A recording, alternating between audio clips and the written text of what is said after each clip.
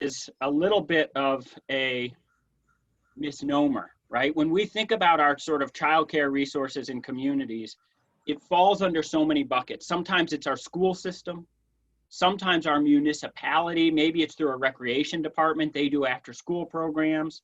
Sometimes it's nonprofit entities, childcare centers, it's private for-profit entities, it's formal, it's informal.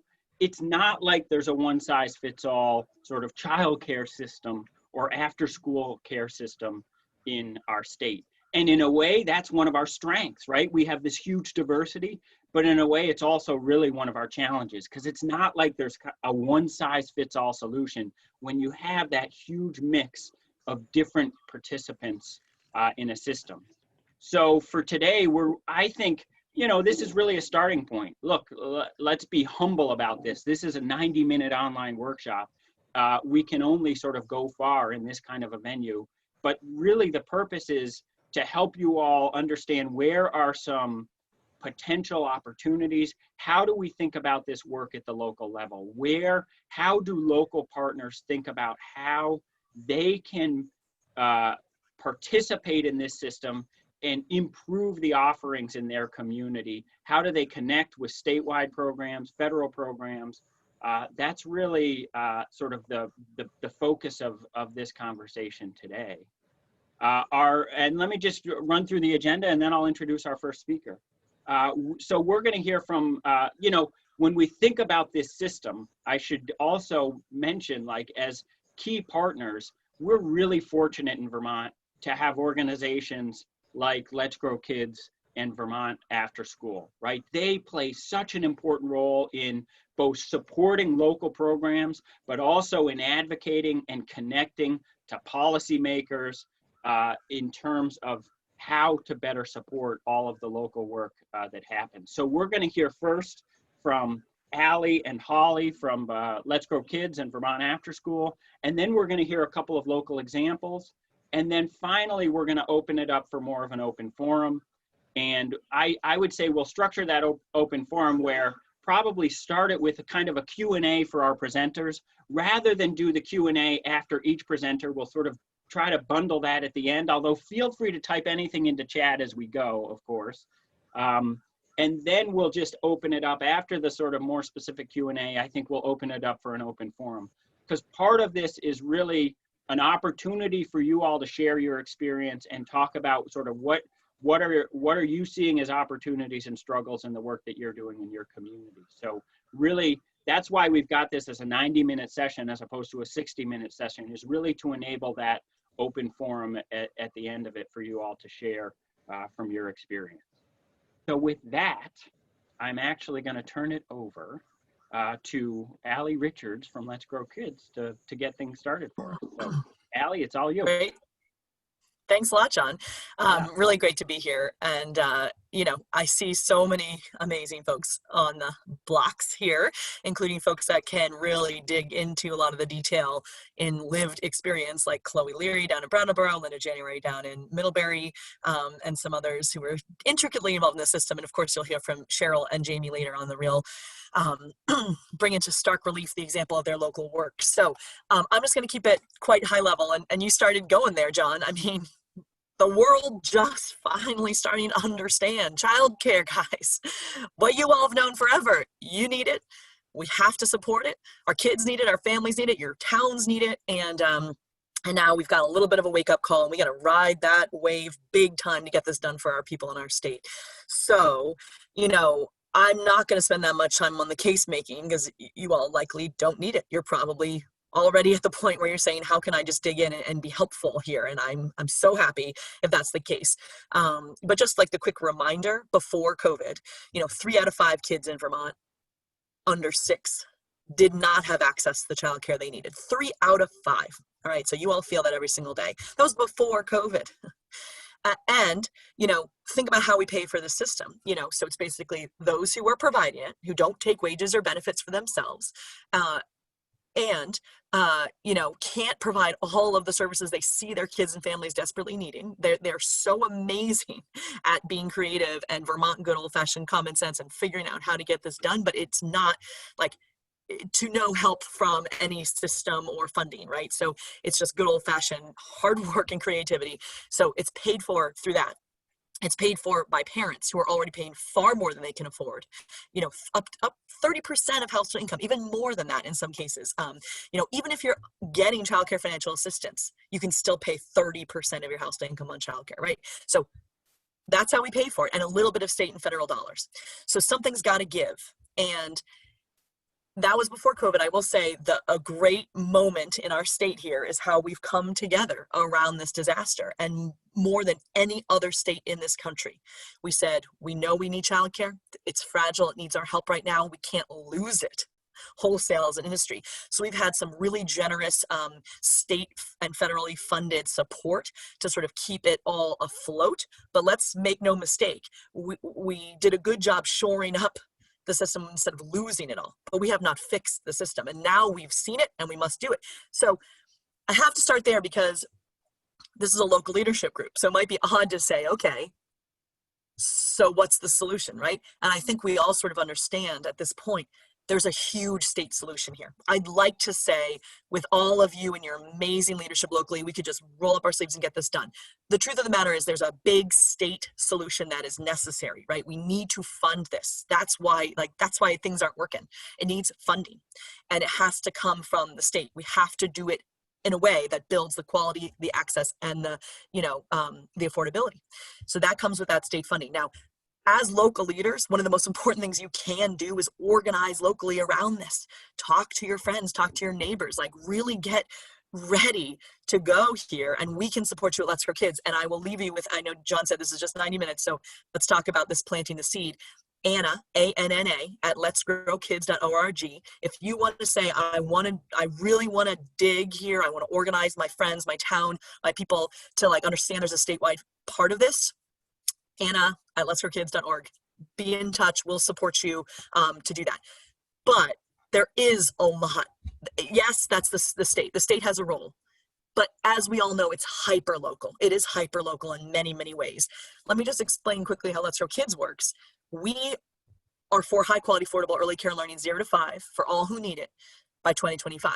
And we basically do two things.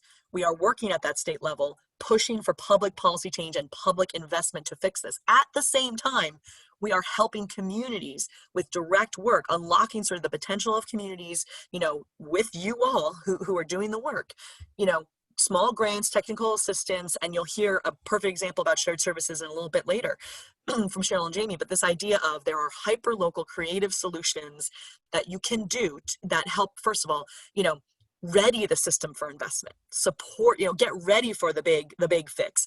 But it does two things. It doesn't just get the system ready. It also pushes forward that investment. So there is this interplay, just in the way we set ourselves up at Let's Grow Kids, just like you all, I hope will see this issue as well. There is a beautiful interplay between the state enabling money and policies and local pushing that state work, and also creating the environment and the infrastructure for that work. So I'm going to give you a couple examples of what I mean by that local stuff that maybe will get folks excited to see, well, that's what I want to do in my community. Don't forget about the organizing piece, because we need as many strong leaders as possible understanding this issue, understanding why actually when we invest in childcare, even at this tough economic moment, our kids get what they need, our families get what they need, our businesses get what they need, young people will move in droves, businesses can actually hire and expand, right? It's this beautiful, immediate and long-term return. So it's worth our time, it's worth our grit, it's worth making some tough decisions here.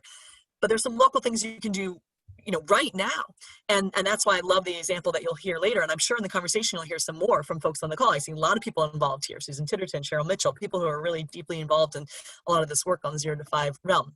So quickly, let me just give you 4 quick examples. One is early learning initiative in Burlington.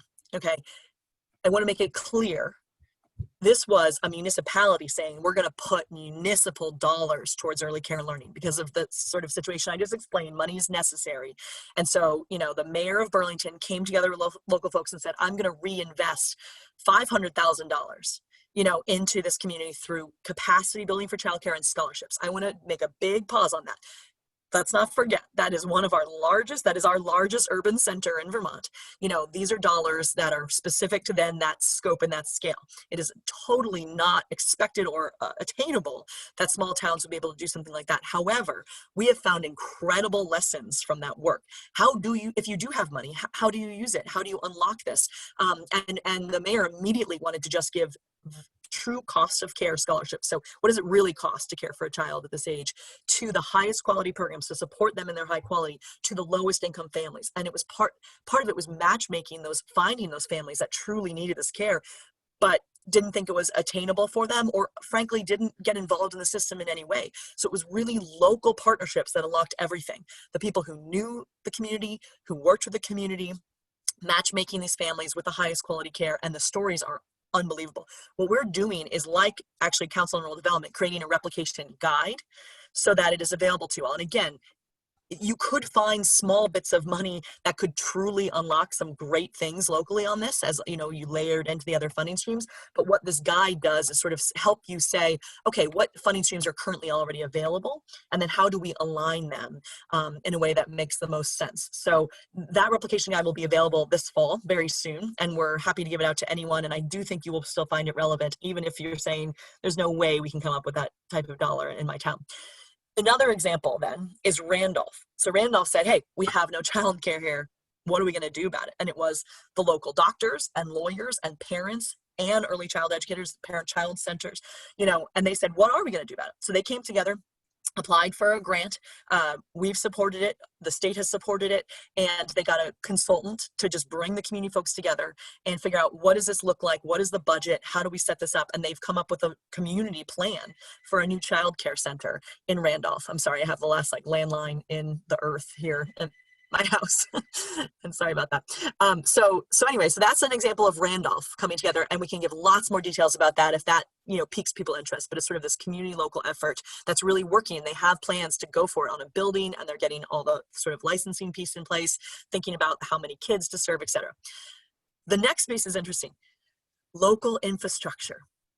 It might seem not on anybody's radar, but one of the top problems for small towns with childcare is the lack of a wastewater system. Okay, because you have a restaurant and it's transient, but this is non-transient. These are kids that are there all day. So we found that almost every single town in Vermont doesn't have a wastewater system or septic systems or public water-based systems that actually allow childcare centers to open and be licensed. So that's a big deal, and there's ways around that. I mean, one thing that has had to happen is that some communities have just had to say, we can only do home-based childcare, regulated for 6 kids at a time. And that might be the solution, you know, but there are ways to help navigate, you know, with some funds, but also expertise that a lot of you know that of someone opening a childcare center necessarily doesn't know, you know, how do you navigate the permitting, the zoning, and get what you need to actually set up the center in such a basic way. Usually that's like the first conversation and it's a total no. You just don't have what it takes here. And a childcare program can't single-handedly shoulder the cost of an investment. You know, sometimes it's $40,000 to put in the system that's needed for wastewater, and an ongoing maintenance cost that would have to take a town to put that in place, not a childcare directly, because they can't afford that. So just some examples to show you. They all interconnect. The state and local is crucial, but the local leadership is necessary. At the end of the day, it's hyperlocal, as in, do our community, does our families have the childcare that they need for their, you know, for what they need as a family? And so these are just some examples of all the things we are going to need towns to really understand and sort of support. The final one is the shared services, and I'm not going to go into much detail on that because we've got some folks to tell you about that. But in one sentence, it's this idea of, how can you create economies of scale? How can you come together with some strong local leadership and say, we can take all of these costs and tasks off of all these childcare plates to create hubs, basically hubs of shared staffing, shared substitute pools, shared tech solutions, shared investments in HR resources, shared expertise, professional development, and we have a beautiful example happening in Addison County right now. So I'm going to leave it at that. Excited for Q&A, excited to hear the local presentations, but thank you for being part of the childcare tidal wave that we so sorely need in the state. And we are ahead of the rest of the country, and it's showing. And I think we're going to be a serious leader here, and folks will be looking at our example. Awesome. Thank you, Allie. And now I'll quickly turn it over to Holly from Vermont Afterschool. Yeah, take it away, Holly. Thanks, John, and thanks, Sally. It's always great to follow on what Let's Crew Kids is doing, which is amazing. So I run a Vermont Afterschool. We're a statewide nonprofit. We are dedicated to ensuring access to after-school, summer, and expanding learning opportunities so that all of Vermont's children and youth have the opportunities they need and deserve to be active, engaged, connected, and heard. And those 4 words are really important because it's all about youth resilience. So why am I such a believer in this space? We often call it the third space for learning. If you think about home being the first space where children learn and grow, the formal education system in schools being the second space for growth and development and learning, and then the third space being everything outside of that.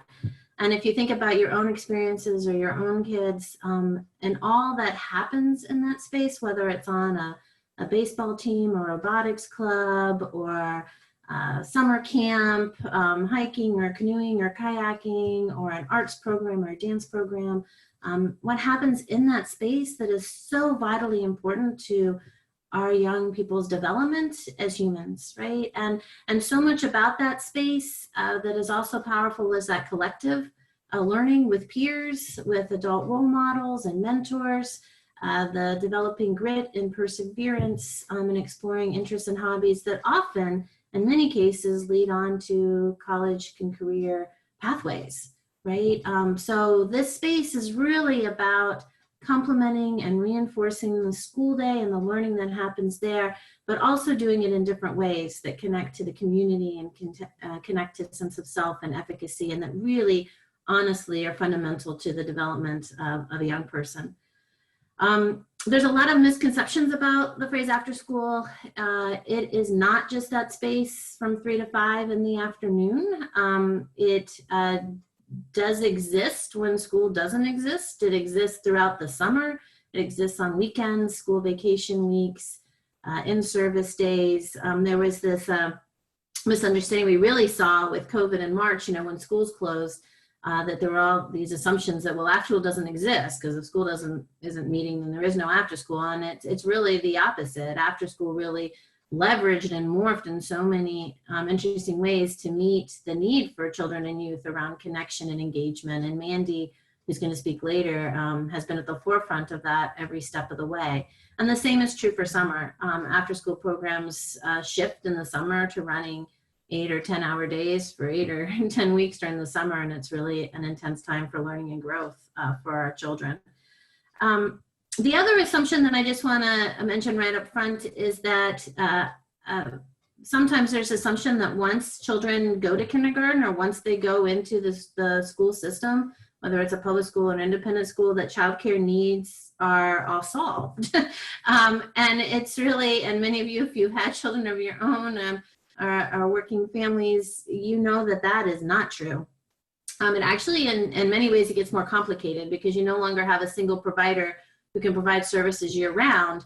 You now have this whole mix and this really complicated logistic puzzle that you need to solve as a family, from when a school decides on Wednesdays we're going to get out early so we can do professional development, and so now school's going to end at 1 instead of 3, from how do you pick up children at 3 and get them to a safe space if you need transportation.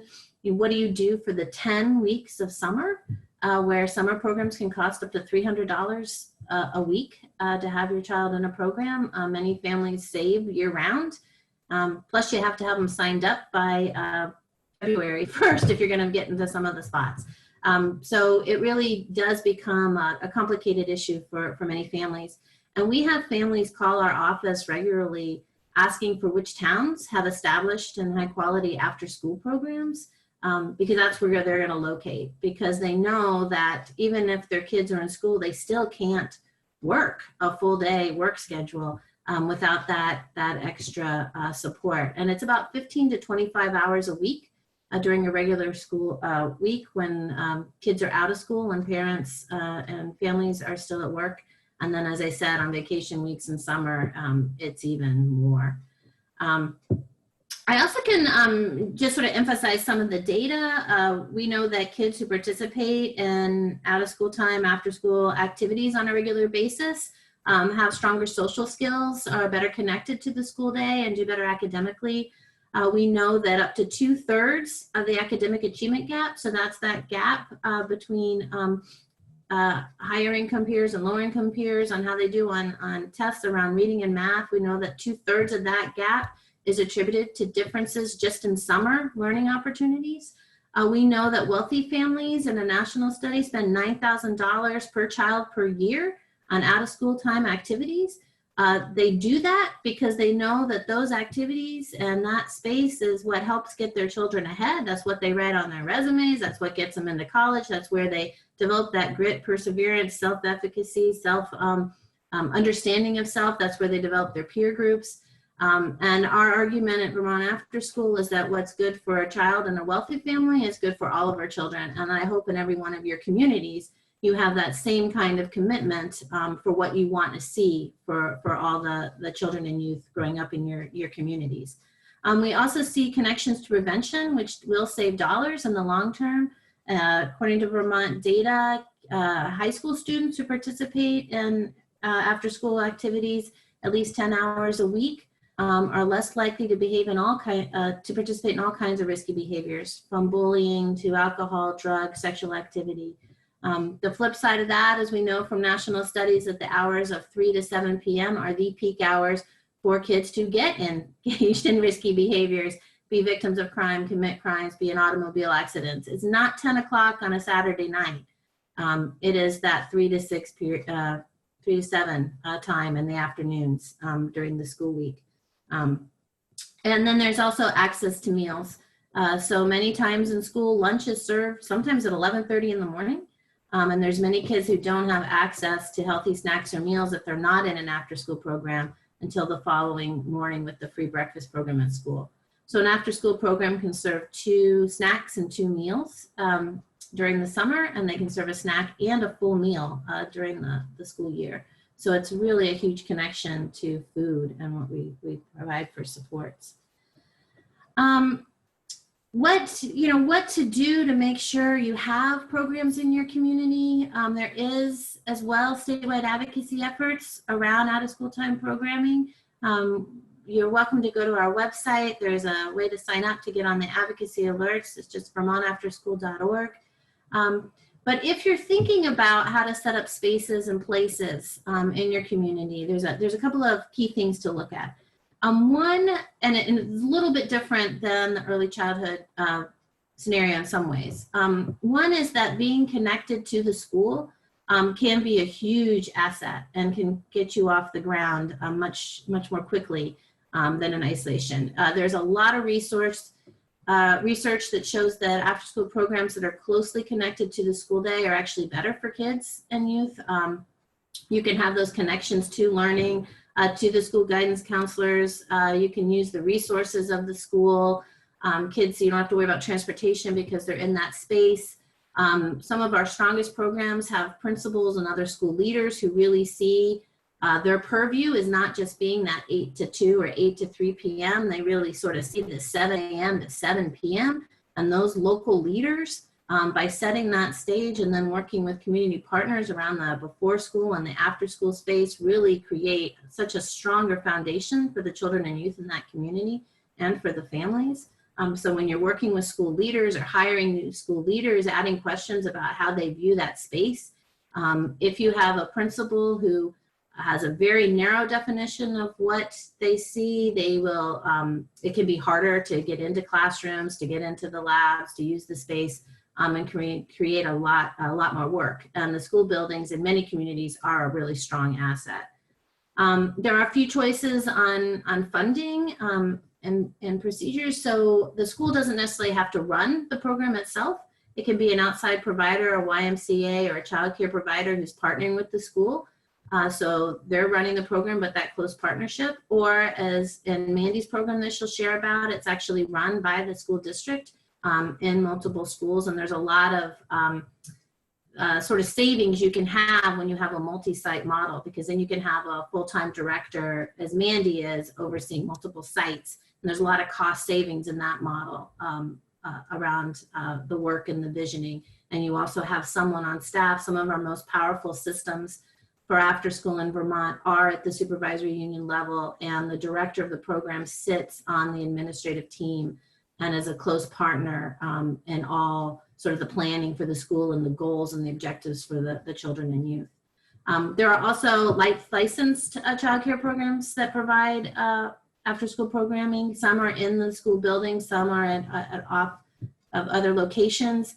In some of those cases, schools have arranged for the buses to run to the provider's location so that kids can be dropped off there. Once again, that partnership is important. As for funding sources for elementary school age programs serving kids up to age 12, you can, and in most cases, we need to get licensed by the state of Vermont, by the Child Development Division, and we can share links around licensing. But that also makes it possible for families to access the Childcare Financial Assistance Program, which is the same financial assistance program that works for early childhood. So it's the same system up through age 12 in most cases. There is another avenue for communities who meet the eligibility rates, which is a 40% free reduced lunch rate that apply for funding through the Agency of Education. And that's a different funding stream, and those are 5-year grants. Those are grants too, in Vermont, they're all to schools, really, as the fiscal agent. And that is to set up after school and summer learning. So a number of different models. We do in this field have the same kind of disparity that Ali spoke to, in that some cases in some areas of Vermont, you can have an after-school program that is running throughout the school year and over the summer, and there is no charge for families because of grant funding and their relationship with the school. And you can go the next community over, and there is little or a few options for families, or the options that are there are of high cost and have a waiting list. And I think that is why we get so many calls at our office when families are looking to relocate or settle about which communities have the after-school programs, both for the availability and for the cost. Because what you have access to in Vermont as a young person or as a family in the out-of-school time hours depends on where you live and depends on how much money your family has and the resources and what they can afford to spend. Other things to pay attention to in setting up programs is that transportation piece. Programs need to run long enough in the evening so that parents can get back from jobs and do pickup. And in the summer, they need to run full day if they can for the same reasons. And then also equity. I'm really paying close attention to who in the community is able to participate.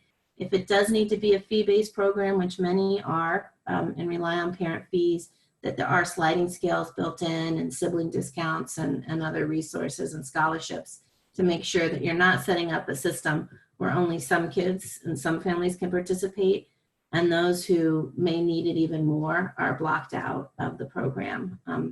So a lot around equity. And then finally, if you're setting up an after-school program, please from the beginning really start about thinking about setting up summer as well, and making sure that those 10 weeks of summer are built into your model. Key places to start: looking at space, talking with schools, figuring out who your community partners are, thinking about meals and transportation, the year-round sort of pieces. We have supports around surveys to families to see what the needs are in your communities, if that would help. We also have some wonderful, really experienced folks at Vermont After School who can work with any community to help you sort of walk through the process of where to start and what to look at. I'm going to turn it over to John, I think, because we're going to go to the local examples, and I really look forward to the questions and digging in deeper into so many of these ideas. So thank you. Awesome. Thank you, Holly. Really appreciate that. And I'll keep things moving. So Ali mentioned a little bit this shared services model, and we have Cheryl Huntley and Jamie Stewart from Counseling Services of Addison County to share that and their experience with that. So Cheryl, go for it. Okay. Hi, everybody. Thanks for having us. I I should start by saying, as a community mental health center, it was sort of not a slam dunk decision for us to become a hub for shared services. There were questions for us about, did it match our mission? And, the more we thought about it, it was really pretty clear that if you care about the mental health of kids and you care about healthy kids and families, you really need to care about early quality childcare programs. And we decided that it was a mission critical service for us to really offer the sort of the business side of what we know as a mental health center. As a mental health center, we're a business, but we're a big enough business that we do have the infrastructure of, IT and facilities and human resources. And we did have the opportunity with shared services to bring sort of those business services to early childhood as our contribution to that. And we also had the capacity to hire Jamie as our coordinator and supervise and support Jamie. So that's what we did. We decided to go for it, and it's been a really, I think, a wonderful experience for all of us. I'm going to turn it over to Jamie, who's going to kind of just be able to dive into the nitty-gritty of what we've been doing. Thanks, Cheryl. So I'm Jamie. I'm the coordinator for shared services in Addison County. And this has been kind of an interesting project for me. So we really wanted to make sure we were providing the supports that each center really wanted. And so they decided that as a group, they really wanted to focus on quality childcare that's affordable for everybody in the county.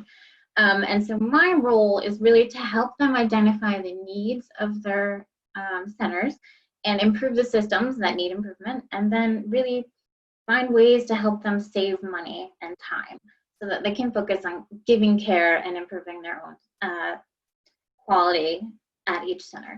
The other really important thing that they decided was staff retention. Staff turnover is a very big thing, and keeping somebody interested in each center can be hard, especially when you don't offer a lot of benefits and the pay isn't that great.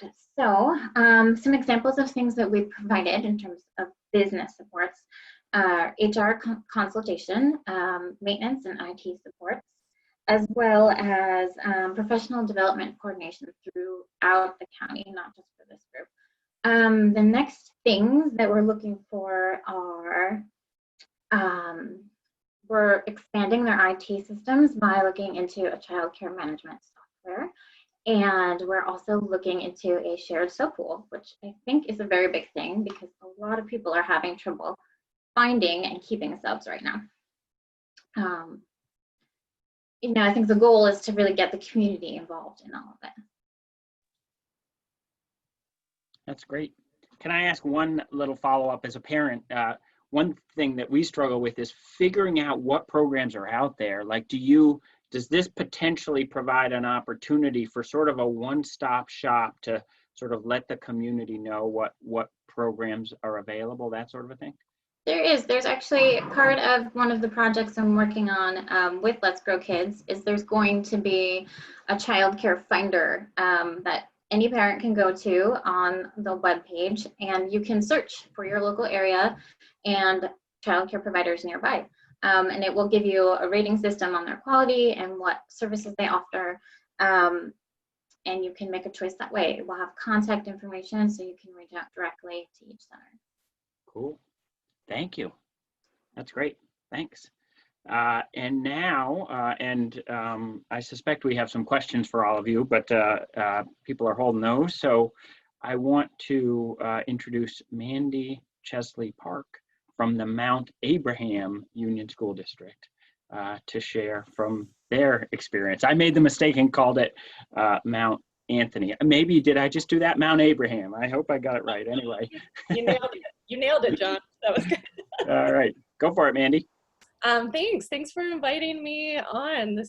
I'm inspired, and I would love just to sit and listen to what everyone's doing. It's really exciting.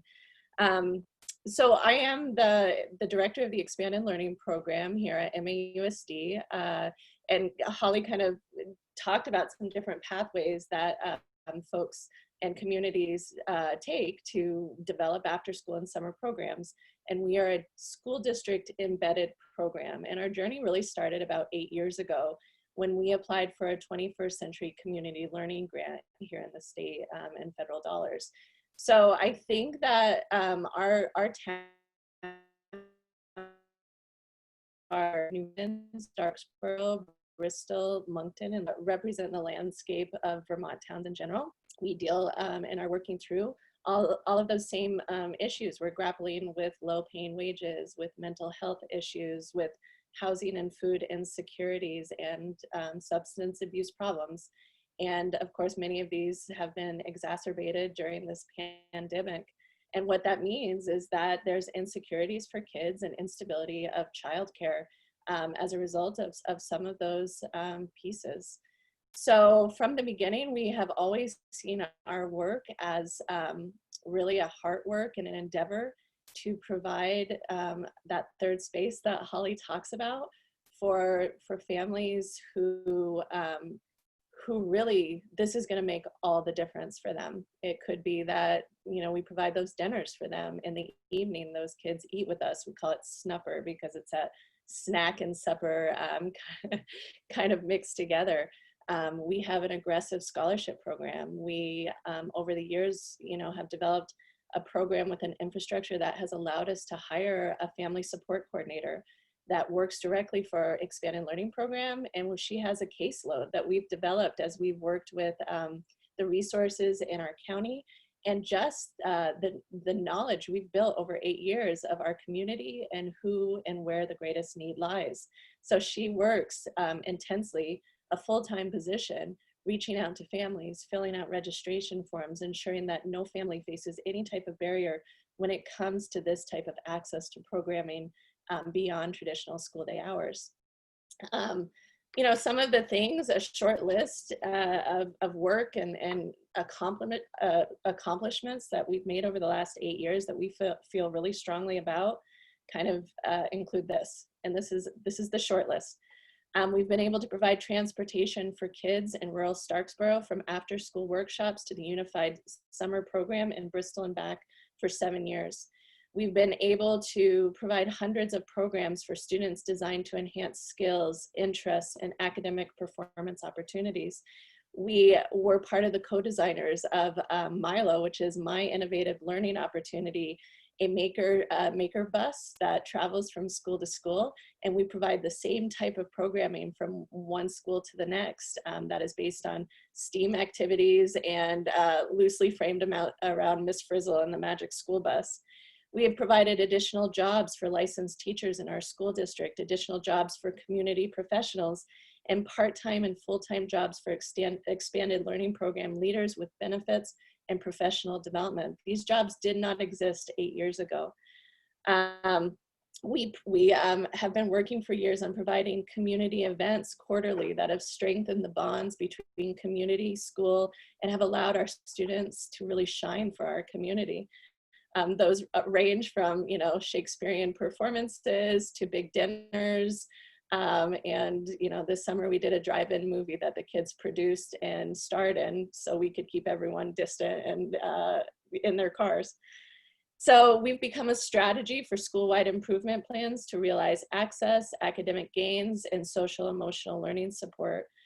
We provide the opportunities for students who face unique challenges to participate with their IEPs, individual education plans, firmly in place. We ensure that any additional supports that are necessary and that students deserve are put in place and written into the school day IEPs that translate into after school and summer programs as well to eliminate any access barriers. We have a partnership with our school district extended school year program, that summer program for students who qualify for additional learning support in summer. We embed that right in our summer program so a child doesn't feel isolated in that work they're doing, and really work to make sure that we're transitioning in a similar schedule, that so a student may be going to receive their extended school year services while other students are going to different things as well, so it doesn't feel like they're getting withdrawn from a peer space. That took a lot of work, and we're really proud of being able to do that. We built a robotics program. A man moved into our community from Silicon Valley who had retired and said, I want to do something. And so immediately the district pointed him to us, And over the last couple of years, we built a robotics program that did not exist. And it's kind of the leading and cutting edge of the district's STEM initiative. We built a orchestra because stringed instruments are really expensive, and those kinds of programs are more privileged opportunities. So we want to make sure that we have partnerships with libraries, rec departments, and clubs. We revitalized the ice rink this year in January before the world shifted in March. But we rebuilt and resurrected the ice rink from the dead with the rec department. We work with the Maritime Museum. They approached us years ago that they were starting to have enrollment issues because kids weren't coming to museums as much, and they needed to come to where the students were. So we've been second year with a snorkeling program, and we're building an education program around healthy water systems and how to take care of our waterways so kids are prepared to take over that charge. Bristol Friends of the Arts is an important partner to us, and we built summer theater programs that kids have been able to participate in, and we've become the feeder program for the middle and high school theater programs. I'm gonna stop, but I'm hoping at least that you're feeling my enthusiasm and my sense of joy, having seen what the community has gone through over the last 7 years. I'm a 7th generation Vermonter. I grew up in the house that 7 generations of my family grew up in. This work is really important to me and to all of us. And John is going to cue up a video in a second that's very short. John cut it down in all different ways for me because I'm like married to it and I can't decide. But what this is it's hard to measure the evidence of the joy and the hope and the laughter in our community that has been so clear to us. But how do you measure that in data? And what we would have never asked for, we never would have orchestrated this, was a worldwide pandemic. And what that required of us was to, over a weekend, build a program under the direction of Governor Scott that we could provide essential childcare. And this was in March, and we were able to pop up our tents basically in 48 hours. And to us, that became the clearest evidence of the systems we built, the trust we built with families, communities, and the school district to do something like this. We ended up serving 3 school districts to ensure that there was access for families who needed this. And we were asked to provide pre-K or early childhood as well. So we ended up serving 3-year-olds to 13-year-olds from March to June. And this is a little snippet of what that looked like in the beginning. All right, so hopefully everybody can hear this. Let's share computer sound. Please give me immediate feedback if this doesn't work. The spread of this virus, we're asking others, including educators and childcare providers, to step up and provide a critical service so those who are on the front lines can continue to care for the sick, protect the public, and manage this ever-evolving challenge. Now, I know some won't be able to, and that's okay. But for those who can, we appreciate your help, because filling the need by teachers, childcare providers, and school support staff is critical to our response.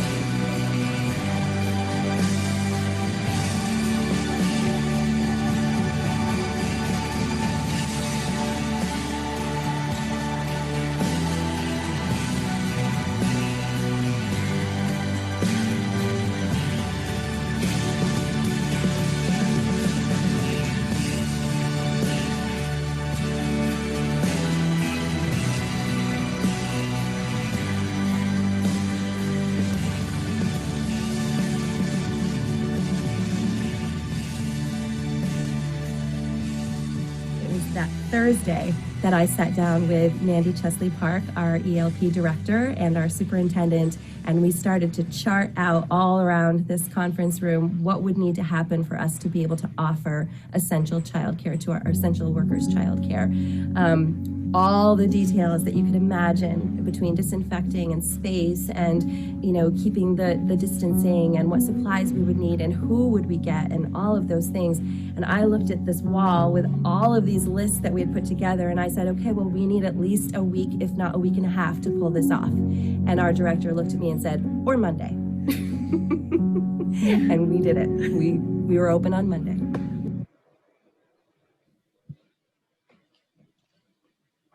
Is that the right endpoint? Yes, cut. Perfect. And just right in conclusion, again, we would have never asked for this. Just like any of us, this has been so incredibly unprecedented and hard, and the toll it has taken. But what it did do was it provided the evidence that was important for us to see, that regardless of what was going to come our way, we had built a program that drew on all the strings of a community to pop something up like this. That was powerful. Thanks, Mandy. Thank you. And thanks to all of our presenters. You know, that gives a pretty powerful picture of a really, I think, just a fundamental sort of need and priority for our communities in our state. And so really want to appreciate all of you. I know how busy you all are, but the fact that you took the time to prepare and join this, really appreciate that. At this point, I really want to open it up, I guess, as I said, for some specific Q&A for any of our presenters, but then really more of an open forum after that. So I wonder, do folks have questions? I might have a couple, but I would really open it up for you all. And feel free, you know, you can use the raise hand function. You can just unmute. We're a small enough group that if you want to just unmute or type something into chat. So just want to open it up for some questions.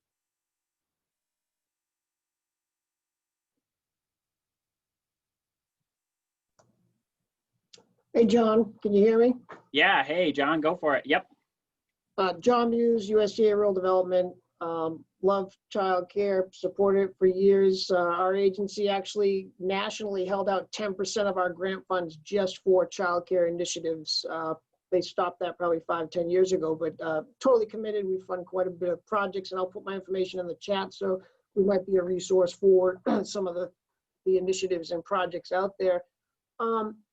You know, it seems to me that space is an issue. It's always been an issue for childcare facilities. You know, it's a very large expense. When I was working with people on childcare issues down in the southern part of the state, businesses were engaged pretty heavily, and there was a lot of support from businesses actually providing space for the facilities.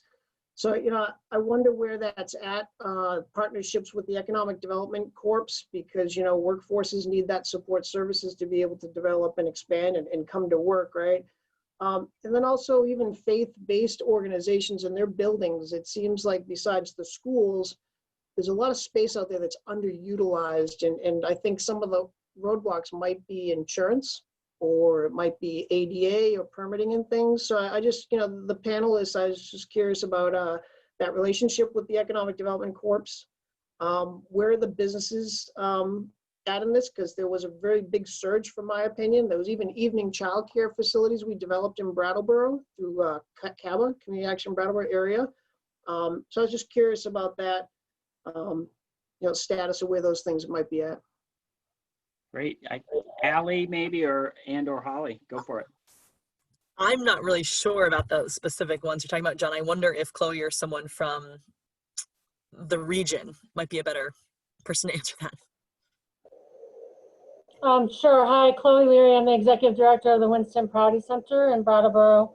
And I just actually put in the chat box, we have a local coalition, Childcare Counts, that tries to bring together people across the sector, really not just early childhood folks, but businesses and schools, and then try to track what we need in our community, including, so, you know, during COVID and now, like, what are the needs, what's the demand? We do surveys, and we try to encourage capacity building where possible when needed. So, yeah, we had an evening childcare several years ago. It actually wasn't, I think there was a stated need and then it didn't get used. So trying to track, keep our finger on the pulse of what's happening and then as possible, build out capacity. So, the Make Way for Kids grants from Let's Grow Kids, there are a couple different programs in our region that use those. There's some possible, I think it's a real trick, as you said, John Copeland's, like COVID just magnified something that was already a huge problem.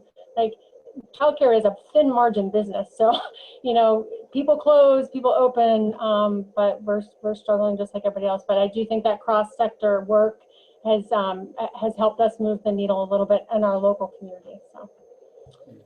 That's helpful. I wonder if, Holly, maybe you've got something to add? Or Well, I just wanted to add with the, so the work that's been happening over the last 4 or 5 weeks around the school-age childcare hubs, the governor's initiative around the remote learning days. Vermont Afterschool's been partnered with the state on that. And we have seen some interesting partnerships come forward. I think when the hub initiative was first announced, there was this idea that employers might set up remote learning days like on site for the children of their employees. And I have to say that's not exactly what we saw. What we saw instead was some creative partnerships where a private business may have a space, but they really didn't want to run the program themselves. So what they did was they partnered with a community organization or one case the Y or a child care center to use that space to expand and offer the programming there. But we haven't seen many cases where it's the business taking it on. We did also see churches offering space. So that was another good call, John. We did see a couple of churches come forward. And, one of the things with that system is also always thinking about the long-term outcome. And the same with the business location, right? If we open a center at a business, it might work right now for remote learning days, but is it going to work when kids go back to school? Because how are you going to get them from, school to the location? So on the churches, I know they are working with the school districts around the bus schedule to add a stop so that can be a stop for kids. So it can transition from a remote learning day hub to an after school program. So some of those pieces, but we have seen some really creative partnerships. We've had a number of community meetings where it's business owners and the town and the economic development team and the school sitting around the table together, and saying, where can we host the space? That's especially true in places where the schools have not felt comfortable or not able to have their buildings used for the remote learning days, either because of numbers or because of other concerns. And the final thing I will say on that is that the communities that have had the most success in setting up those childcare hubs in the short period of time are the communities that already had something in place, even if it was small, had an after school program or a youth serving organization in place that they were really able to leverage. So one of the drums that I'm beating right now is, what other work can we do now to make sure that every community has an after school provider, a community organization serving youth in place in that community that can leverage and morph in many of the ways that Mandy discussed. Because when things like this come up, it's hard to start from scratch. So what other work can we be doing now on those partnerships and spaces? That's great. Thanks, Holly. Well, I would offer, if you have any existing entities that have that scalable and retractable and they need equipment, please talk to us to facilitate that to happen. So, thanks. That's great. Thank you. That's great. Thanks, John. Great, because so few people want to pay for stuff like that, John. So that's actually a really nice tip fitting in the puzzle pieces. That's great. I see a question in chat from Liz Curry for Holly about setting up a makerspace or makerplace or tech hub facility for teens from low-income families as an after-school concept, and wondering if there's any examples in Vermont or elsewhere of that happening. Absolutely. Hi, Liz. We used to be neighbors, so it's nice to hear from Liz. That good old little Vermont circles. Yes, so we do see communities setting them up. We've had a major sort of STEM initiative for 5 or 6 years through Vermont Afterschool, working with communities, both on science, technology, engineering, and math, on tinkering clubs and spaces, as well as maker spaces. So Mandy talked about the bus that they're using to actually take the maker space physically, get really from location to location. We've had others that have set them up in the school buildings out, and then another group that are using, sometimes they're using a maker space that's available for the whole community, and they're just using it at, at different hours and partnering there. We've also had conversations about with sort of business incubator spaces. So in some communities where they're working on like incubator spaces, also including a maker space or a teen sort of space there. So you have that co-location. Those are general examples. I'd be glad to connect with you, Liz. I can put my email in on sort of specific steps and which neighborhood and so forth. I don't know if you're looking at the Old North End or elsewhere, and see how we can make that work. And someone else also put in, there's a makerspace at the Hannaford Career Center. So much, right? So much of what we do in Vermont, right, is about those partnerships and figuring out the right people to connect with the other right people, which is a strength of our state, but can also be, lead to that disparity if you don't have sort of a uniform idea that everybody should have a makerspace or everybody should have access to childcare or after school. So as Ali said at the very beginning, we need to work both ends of that equation to ensure equitable access. I want to open it up for other questions. Mandy, one of the things that you mentioned, which the line between our schools and our community sometimes feels a little too strong, right? The barrier. And we think about how do we integrate them better?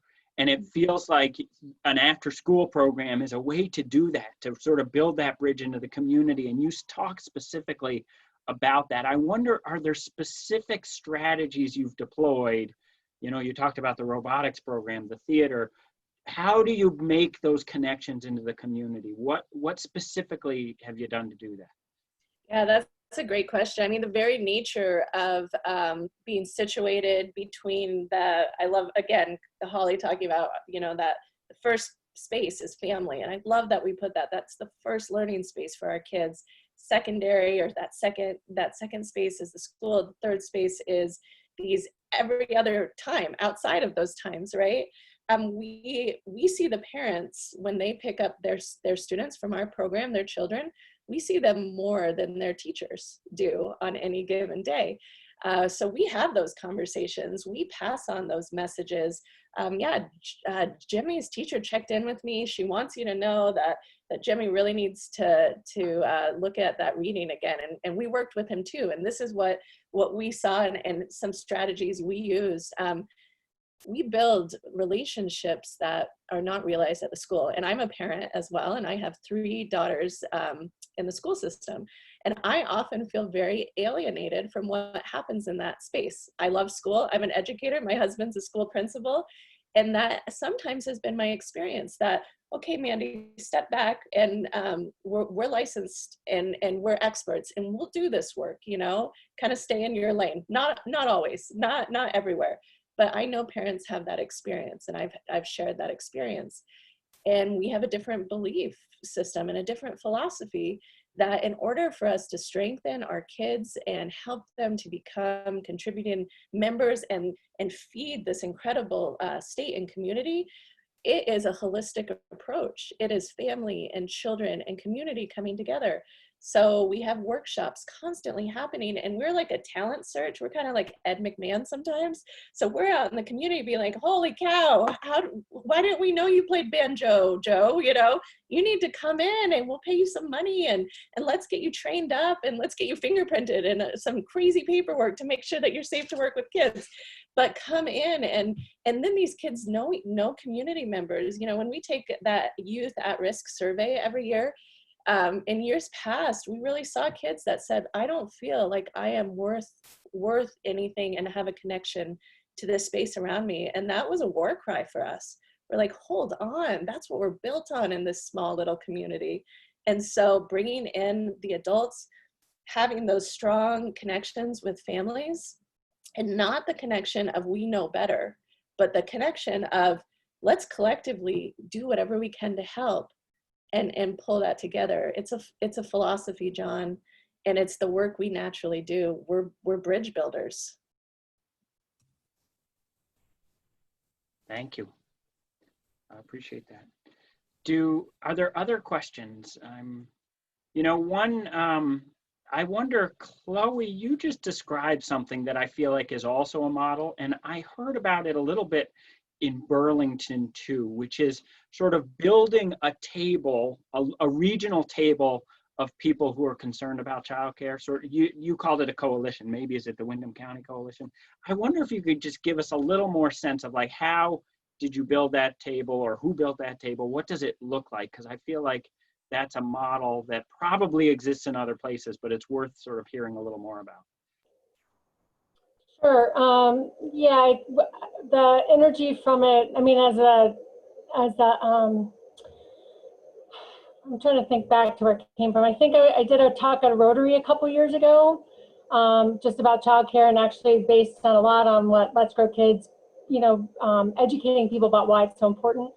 And from that Rotary talk, there are people who are interested in coming together and figuring out, what do we want to do on a local level? Because, I mean, somebody just said this, I think Vermont's so great. Like, we have our local communities, and what works here might work in other places, but it's going to look a little different probably. So how do we translate? Mandy, that was beautiful what you just said. And finding the bridge builders in a community is, I think, where it is. It might not always be in the same place. So this Childcare Counts Coalition was really trying to build the bridge between those of us who know early childhood, and it's important, and connect to those who don't know they care yet, but they should. So businesses and that sort of thing. So I think it's a pretty, it's active small group, but there's an EAP, there's like a Brattleboro, there are different people, I'm sorry, I'm not being very articulate, but as I said, the economic development, BDCC is part of it. There are people from the schools, and actually we had an early childhood career track at our career center that got shelved a couple years ago, and it's rebooted this year because of our coalition saying, hey, we need workforce development. So there's people from the schools and the career center, and then early educators, people in human services, people at Community College of Vermont. There's somebody there sitting at the table. So trying to connect all the dots from the lens of our community. So workforce, some infrastructure support, and just each month sort of talking about, okay, what can we do to keep moving the ball down the field, so to speak. So it's really, we have a monthly meeting, and we just try to take baby steps to make a difference and see what we need to respond. So right now, our next initiative is our hubs in this region actually are not full. One didn't even open. And I think we anticipated that parents really needed this service, but whatever got built is not full. So we want to know, where are the kids? Like, I don't know where the kids are. So we're going to set up a phone line and an email, like, what are you doing with your kids right now? We're going to collect that data and then try to, see how to respond. So it's that kind of really local level stuff that we're trying to do. I don't know if that answers your question, but happy to talk to anybody about it. It's been very fulfilling. That's great. Thanks, Chloe. I don't know if others, it's interesting. I was facilitating a conversation in Lamoille County a week ago, and the after-school program in Morrisville mentioned, like, a year ago he had 50 to 60 kids in that program. Right now he has 6 or 7 kids in that program. And for him, one of the issues he felt like is the kids were in masks during the school day. And so for them to come into another space where they sort of had to be in masks, which we know is important, not sort of questioning that, for some folks that day, that extended day when you were masked, he felt like it was a barrier for his kids to come in. So that survey of like understanding where are kids going right now, because they're not necessarily going into the programs, feels like an important one. John, I've got a question. Yeah, go for it. Is that okay? Yeah, absolutely. I would love to hear it from Allie and maybe Holly too. You know, a lot of the folks that we've heard from are people kind of already embedded in the childcare and after school care world, which is great. So glad to hear from all of you.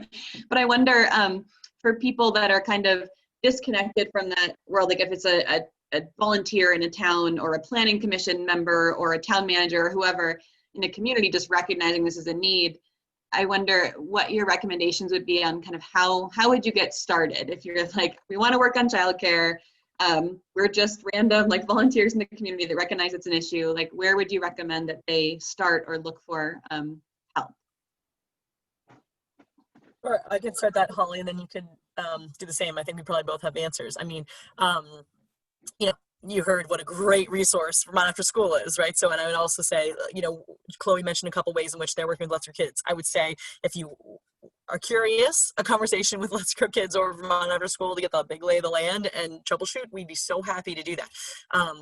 The other thing I would say is the new VCRD, the Council on Rural Development's resource guide. I have to say, I have mine by my bedside table and we helped write the childcare section of it, but it is such an actionable guide. I mean, you all were really hitting upon a local need, you know, when you created that. It's like a manual. You don't need to read it front to back, although you can. It actually reads pretty well, but like, is there like 101? How do I sort of like pick up the pencil, you know, and start on something? I really do think it's a great resource. And then, you know, I think a couple people have given some examples. I think there are lots of ways to take the temperature. You can talk to your local early care folks and say, what's going on here? What are the needs you see? And a lot of them will tell you, we just don't have enough. We just don't have a good mix of center or home base. We just don't have the spaces. We just don't have the leadership that we need. We don't have, you know, this or that or the other thing, and you could start identifying ways to do some local support. And it could be one of the projects you mentioned today, or it could be something totally different. For example, Craftsbury Saplings is a place that was created in Craftsbury because of a Council on Rural Development listening tour. They said the community identified it as a need. A bunch of just amazing moms came together and made it happen in the most creative way you've ever seen. You know, partnerships with food systems, partnerships with the school, partnerships with the church. So anyway, there's a lot of avenues in, and that shouldn't be discouraging or like too daunting to take a step, because any of those steps are good steps. And if the easiest thing is to pick up the phone and just chat with us and brainstorm with us at Let's Grow Kids, please. My email is ally@letsgrowkids.org. Anyway, and I didn't get a real chance to shout out Vermont After School the way I had wanted to earlier too. And it's just, I have to say, in all of this moment, the governor and everyone said, what do we do with our kids? They're like, oh, thank goodness we have a place like Vermont After School that actually does this work already expertly. And, you know, that's what you see with sort of all this hub work and stuff, just people that have, you know, eyes and ears on the ground. And so understand sort of what's happening and able to support such a fast and difficult dynamic situation. Thanks, Allie. Holly. Allie, thanks. It's been so great to partner in the two organizations to figure out how to work together so well on this issue. So a couple of things. We have on our website, we have a large initiative called the Vermont Youth Project, which draws from really the best of the best in the world. I've been to Finland twice, I've been to Iceland, on really what is positive youth development and how do you do the built environment around youth to have the town or the place that is the best place to be a young person in the nation or in the state. And we have another number of communities working on that, but there is anybody can enter into that process, and we do workshops with communities and with community leaders around the key components of what it looks like to have a community that supports youth strongly, around being active, engaged, connected, and heard, about the third space, about parent-co collaboration, about youth voice and engagement. So I invite you all to check that out. It's called the Vermont Youth Project. We also have a startup guide for communities specific around starting an after-school program that walks through all the steps and the different funding sources and the assessment tools to see what the need is in the community and what the different resources are. Like I said earlier, we have consultants that can work with you on starting a program, and then we provide all kinds of professional development for staff in the programs and so forth. I would really start with two pieces locally. One is, a community coalition with local leaders and players who care about youth, the rec department, from the town, the town, council, sometimes it's economic development office, anybody who cares about parents and families who work, and then any youth organizations, and really have those players come together. And then I would also include and approach the schools. The trick there is often schools, especially these days, are really, really, really maxed out. So what you don't want to do is go to the school and be like, you need to start this. That's going to be a harder conversation. I mean, I think that part of the third space, right, is that the school doesn't hold the second space and the third space, but that others in the community help hold that third space. And it is the rec department and the arts organization and the summer camp program and the teen center, it's all these other players. So I think you're going to have a stronger path forward if it's not all on the schools, but having that close partnership with the schools is really important. Because there are school day staff, as you heard in Mandy's case, there's access to space, there's transportation issues and so forth, connecting around meals and food service programs, so that partnership is really key. So the program doesn't have to be at the school, but you're going to want it, no matter what it looks like and who's running it, you're going to want it to have those connections between the school day, to play that role that Mandy spoke so eloquently to, between the school day and families. So there are some places to start. So I invite you to check out the Vermont Youth Project, to check out our startup guide, email me and I can connect you with some of our experts who work locally, and then think about that coalition so that you are approaching the school with resources and a vision about what you want with children. And I keep saying active, engaged, connected, and heard, right? So active in those out of school time hours, not sitting alone. Engaging activities, whether it's STEM, robotics, arts, pottery, whatever, is happening in that space that contributes to identity. Connected are the social connections, both with peers and adult role models and mentors. And then heard is the youth voice piece. Our youth are speaking strongly right now more than ever, when things are so scary and so uncertain, whether you're looking at politics or protests, or climate change, or gun violence, or the pandemic and the isolation that they're experiencing. So how do we as communities really do more than just the token youth sitting on a council, but how do we really elevate youth voice of all our youth? And those are the ingredients that are going to make us the strongest state for young people to live in and grow up in. Thank you. That's great. Katerina, go for it. Hi there. Thank you so much, everyone, for sharing your stories, and hi to all the familiar faces and not familiar faces. I was particularly taken by, well, everyone said really meaningful things, but Cheryl, something you said at the beginning was that this is part of your mission. Jamie's program is part of your organization's mission. And Mandy, you said something very similar of meeting the needs of every student and making them feel included, and as Holly said, heard in your program. I was just wondering if you could share some examples of what that might, of what that looks like, maybe some further examples of what that might look like, or what it should look like, how you include every student so that they're, meaningfully included in the programs.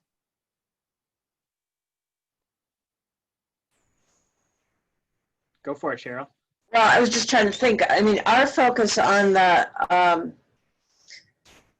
when I made the comment about the mission, what I was thinking about is, as a mental health center, it wasn't immediately apparent that why would we do childcare?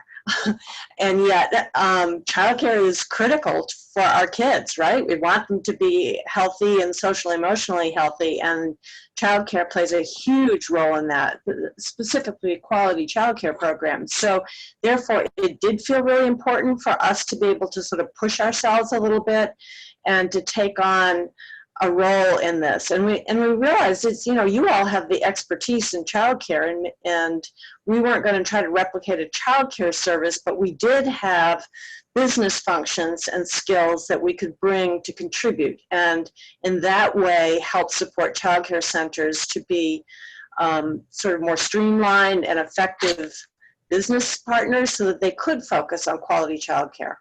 Does that explain it a little bit more? Yes, thank you. Okay, yeah. And I'll just piggyback off that. Oh, and looks like Mandy does too.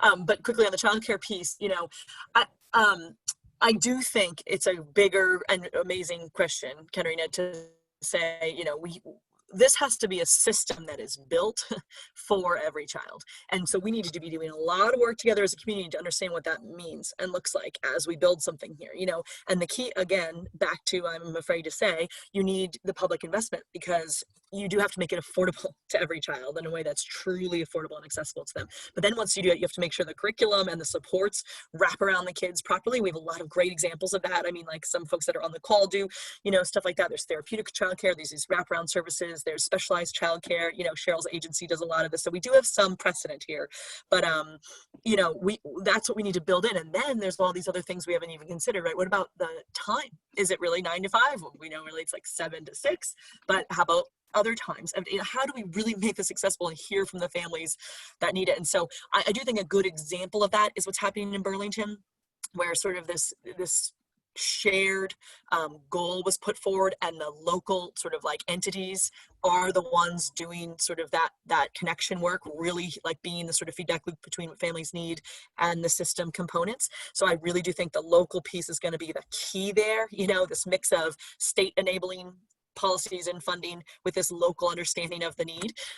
So we're going to have to be ready if we are able to move a big thing forward here with the public funding and state piece of legislation. We need to be ready in communities to be making those links to make sure it really does serve kids, both in the access on the affordability side, all kids and all families, hearing from the voices, lifting up voices that are you know, marginalized historically or not heard traditionally in this. So it's just a really good, I'm using your very good question to make this point for all of us. And this is not easy. We don't all know how to do this work necessarily that well, even though many people have been at it for a long time. It's just going to take continuous like hard work and evolution of all of us to think about our systems in this way to meet the broad need. Can I Mandy, say go for it? Yeah. John? Thanks, That's always important, right? We can't look past the fact that you need the funding in place. In fact, that's why we became a licensed program, really, was to receive that funding and the support for qualifying families to ensure that that was available. That was our impetus to begin with. Once those systems are in place, you know, what we do to ensure that these students feel a part of it, and in fact are a part, right? It's not just feel a part of it, is kind of what Holly alluded to, or actually was very clear about, was youth voice.